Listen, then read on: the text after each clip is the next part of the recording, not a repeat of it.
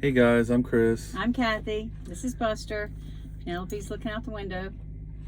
And we wanted to take a little bit of time to talk about driving in winter weather, more specifically extreme conditions, kind of like the storm we just had pass through here. I'm sure everyone's been watching the news. You've seen there's been a lot of deaths, tremendous number of accidents in multiple states. I mean, the whole country just got hit really hard with this.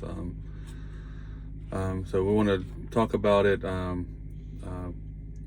of what to do in these scenarios. And our number one advice is, if you can avoid it, avoid it. If you take a load in advance, like we do oftentimes, we try to stack our loads. So if we have one going to a location, we have one coming back, and so on and so forth. I mean, sometimes you might take a load and not realize the storm's coming, or Right. like we did, we saw one just pass, thought we were kind of had a window. Yeah, But we've run this lane many times. Oh, Never yeah. had a We've- problem for we've- 4 we've- years now. yeah, we've made the Yeah. made the trip. So we were on hundreds of times. I-90 this year, on I-90. So it's been all over the news. We started out in Washington State, and we really had a hard time in Montana. The temperatures were negative 25. We were trying to stay warm in the with truck. high winds. And all of a sudden we're thinking, oh my gosh, we got to make sure we have everything. So these are the things that we found that really helped us. Right. The first thing, make sure you're prepared. You have supplies. Make sure you have plenty of warm clothing. Yeah. You want to wear multiple layers, Right. and not just warm, but it has to keep you dry also. You end up in chain up areas like we did multiple times. Yeah. If you get the big rubber boots that doesn't let the water come in, Right. that's good, because always in the chain up areas there's going to be lots and lots of water flowing through there. You can get those at Tractor Supply, the women's. That's where I got mine. Rubber boots, Right. lifesaver. Because up to a certain point they treat the road, so they have the salt chemicals and stuff on the road, so they're trying to melt the ice, so you get that slushy stuff in there. And nothing's more miserable than trying to put chains on and your gloves are soaked and the wind's blowing, and it's like we said, sub-zero temperatures. Yes. So you want to And make sure you have water. We went by, some places are closed. Some places you can't get into that aren't scraped. We actually were in, where were we at when they shut down the, it was Montana? Montana the first time. They shut down the Loves. We couldn't even go on the Loves. Right. They said no more trucks in. This is it. Not even to fuel. No, not to fuel. So we have to try to stay at least. Don't go below a half a tank. Yeah. Because that runs your generator. You're talking about heat now, or you don't Right. have heat. Survival. Yes, or you could get stopped on the interstate. We saw many trucks stopped on the interstate that couldn't Right. go either way. Yeah, and if it's sub-zero temperatures outside, like minus 25 like we had, you don't want to run out of fuel. You run out of heat, And you don't want to run out of food either. No. We keep canned foods on board. You got to keep water, canned foods, dog food. You might not think about that, but like Christmas Day, holidays, they're not open. Nobody's open. Right. And the dogs have to have food, so it's always good to have that extra stuff on there too. Right.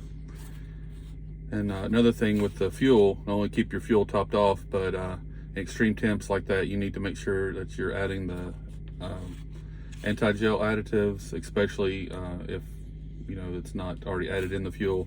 A lot of times in the northern states, this time of year in the wintertime, they already have some in there. It's good to have some of that on hand. And Also, your windshields. Your windshield will freeze up a lot, so Yes. you want your 30 below de-icer.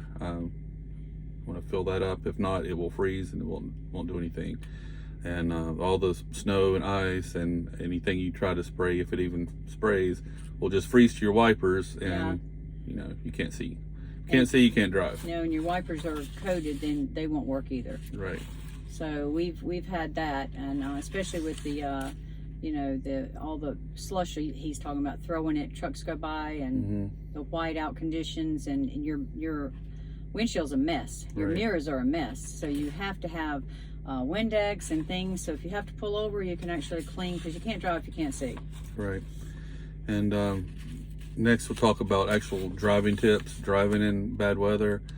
Some people, they grow up in areas where it's just part of life. As soon as they start driving, they're driving in bad weather because it's what they have. Some people live in southern states. First time you are up north in the wintertime, you might get a surprise because, you know, it's a little different if you've never done it before. Number one, what I always say is don't drive beyond your ability. So mainly what that means is definitely don't drive too fast. Right. The slicker the roads are, the slower you need to go, especially if you're uncertain about it, and you need to try to follow the tracks of other vehicles. Exactly. Yes. And it gets, you know, sometimes there's so much snow you can't see the road. You don't know where the road is. I mean, there's one lane on I-90, right. You know, and you've got trucks passing you going fast. We don't follow because we don't feel comfortable with that. Right. And then you get down the road and you see these guys in the ditch sometimes. Right. So You make sure you keep enough following distance because anytime you have slippery conditions, you can't change directions fast, whether that means stop, turn, you know, it's just not going to happen. So if you're following too close and the person in front of you slams on the brake or in front of them and you can't stop, now you've had a collision. And cars will stop on you. Oh yes. They see whiteouts up ahead. The moment the They're snow blows stopping. across and they can't see, they slam on the brakes every time. Stopping. So just go ahead and predict it. You know it's going to happen. So just lay back.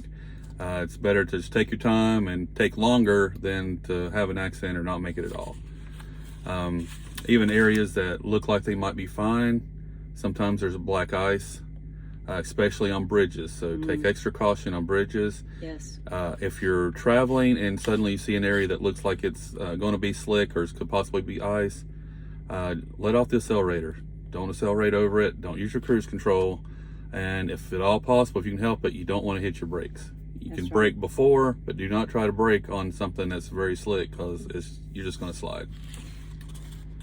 And with the pets, we ran into this. We haven't been in negative 25-degree temperatures before, but we were this time. And the dogs have to go out and potty, and they actually could only be out for a few seconds because their feet were burning from frostbite. And so that's another thing you have to consider. You can't leave your dogs out there at all.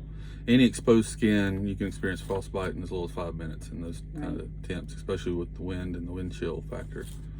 And we've been with exam going on almost 4 years now, and we went through many winters. We have not had an accident.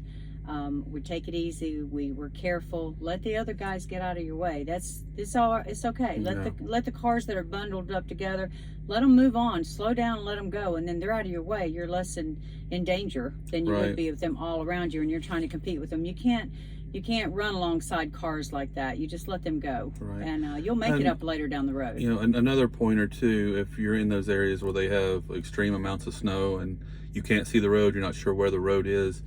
If you veer off the road at all, which, like I said, it's hard to tell if you can't see where the road is, you're going to get stuck. You know, the moment you hit the berm, you're going to get stuck. So, in those areas, the snowplows use them all the time, but they usually have these stakes with reflectors on it that stick up, you know. In the summertime, you kind of see them stuck in the ground every, 50 feet or so. Can kind of use that as a guideline. Look for that. Make sure you stay between those stakes, and so you're not running off the road. Sometimes if the wind is blowing the snow, you may not have enough visibility to see that. And once again, if you can't see, you can't drive. If things are too bad, we've done this for years now. If things are too bad, if it's a terrible rainstorm and we have time, we're going to pull over for the night, and we're not going to drive during that rainstorm. Or at least till it passes. Exactly. Don't risk it. There's no need to risk it. Right. Better to get there than to not get there. And we don't want a tow truck. We don't want any of those, things happening. Right. A lot of people lost their lives on I-90 this weekend. Actually, Ohio Turnpike, which we're on now. And in Buffalo now. And we've got some video of some of the carnage they're still cleaning up, but there was a lot more than that. And we're just thankful that we weren't there when that happened. Yeah, we were counting the tractor and trailers that were off the road and crashed, and we lost count. It was over 100. Yeah. Last we lost count. So we feel very grateful, and we're able to deliver the load. And so anyway, we've got some video for you, and hope these tips help, and just be safe out there, because truck driving is the most dangerous job in the world. It is the most dangerous, and it's very stressful. It can be stressful in a lot of different ways, but it's just very stressful job. So if you can just calm down and take your time and get your load there, that's all we're trying to do. Yeah. And you know, it doesn't have to be like that way. I mean, you know, just so like Kathy said, just take your time, focus on what's important, and safety first. That's right. Thanks for watching.